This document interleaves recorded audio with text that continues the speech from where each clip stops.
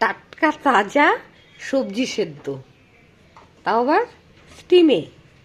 মোমো যেমন স্টিমে হয়, এই সবজিটাও সেই স্টিমে সেই পাত্রে হয়েছে। এর মধ্যে আছে হচ্ছে টমেটো, মটরশুঁটি, ব্রোকলি, গাজর, বিনস,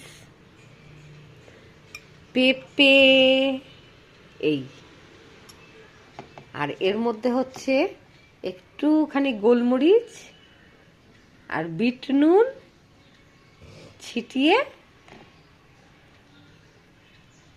এটাই হচ্ছে আজকের জল খাবার, হেলদি খাবার। কোনো তেল গেল না শরীরের মধ্যে, এটাই সবচাইতে বড়।